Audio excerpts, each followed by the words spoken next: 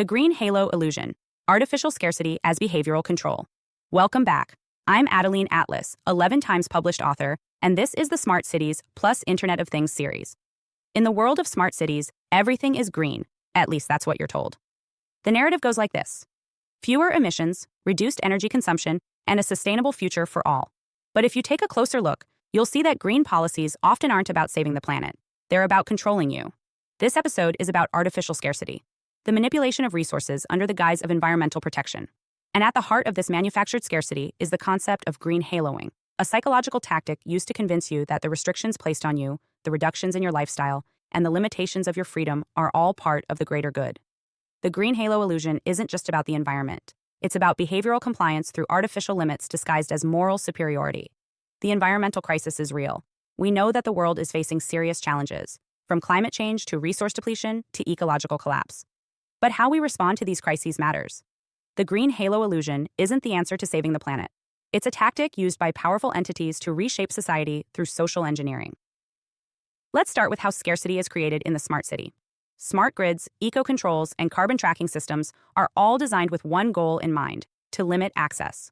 From energy usage to travel to food consumption, every action you take is tracked and scored based on its environmental impact. But here's the catch: the scarcity isn't real, it's engineered. You're told to cut back on energy, to curb your consumption, to stop driving, to eat less meat, all in the name of the environment. But the real goal is not to save the planet, it's to control you. Take smart grids, for example. On the surface, smart grids promise to make energy use more efficient. They allow energy providers to track and manage consumption in real time, optimizing the flow of electricity to prevent waste. Sounds great, right? But what they don't tell you is that smart grids don't just optimize, they regulate. With smart grids, energy providers can restrict your access to power when you exceed a set limit. If your carbon score is too high, if you've used too much energy, your smart meter can be turned off remotely. Your access to heat, light, and power is no longer your right. It's a privilege that can be revoked at any time by the system. This isn't just about saving energy. It's about controlling how much you use, how much you consume, how much you can afford. Imagine a system that tracks your every step, your every consumption choice, your every move, and restricts your freedoms when you exceed the boundaries set by the grid. This is the kind of manipulation that drives the green halo illusion. By framing artificial scarcity as a moral choice, the system incentivizes compliance. If you reduce your carbon footprint, if you consume less energy, if you conform to the green narrative, you're rewarded. But if you step out of line, if you exceed your limits, you're punished. And this is where it gets really troubling. This scarcity isn't really about environmental conservation. It's about social control. By tracking your behavior and restricting your access to resources based on eco-compliance, you're slowly being conditioned to accept less freedom. You're told that it's for the good of the planet. You're told that everyone must sacrifice for the environment. But the real sacrifice isn't just about energy or food or transportation. It's about your autonomy. It's about your ability to live freely, make choices, and break free from the grid. One of the most effective tools in this system is the green credit card, a financial tool that tracks your carbon footprint, your consumption habits, and even your lifestyle choices. If you consume too much, if you travel too often, if you eat too much meat, you are punished by having your credits reduced, your access restricted, or even being locked out of services entirely. The green credit card is a digital leash, and it's tethered to your every move, every choice, every transaction.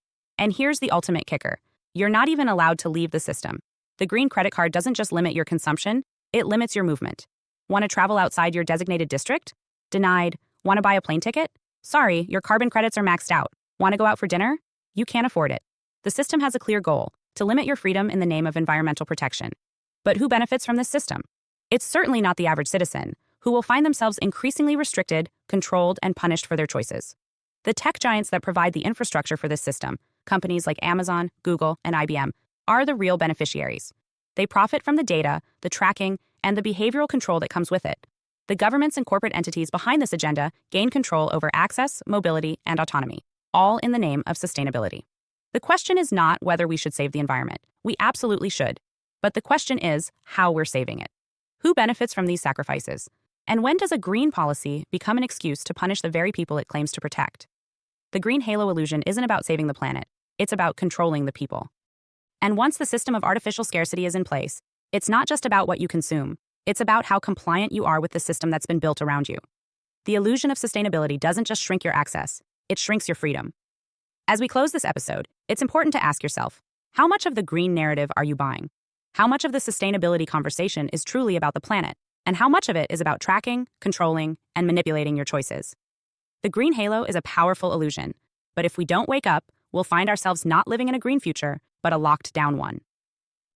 Hi, I am Adeline Atlas, 11 times published author, and SOS, School of Soul has a brand new series, the AI and Future Technology series. Look, you know the world is changing, and no, it's not going back to normal.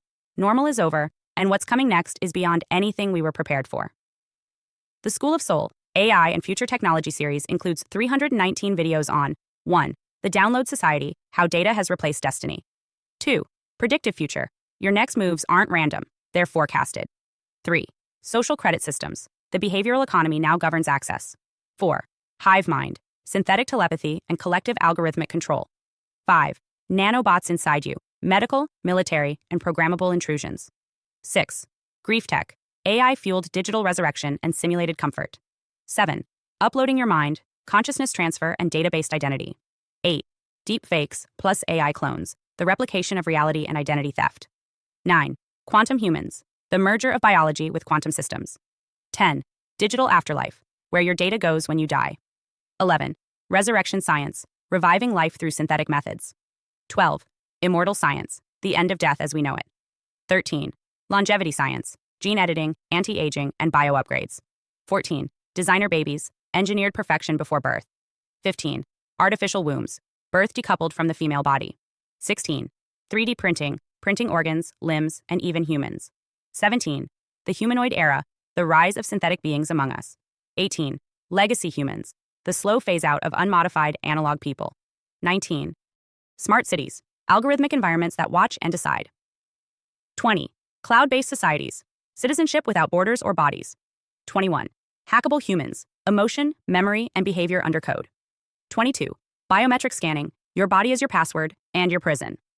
23. Sex Tech, Intimacy Reprogrammed by Machines. 24. Extinction of Gender, Fluidity, Deletion, and Design of Identity. Every topic is fully explored with real-world technologies, patents, case studies, ethical analysis, and future forecasts. These aren't someday discussions. This is already happening. Join the SOS School of Soul Vault to overstand the future before it's implemented on you.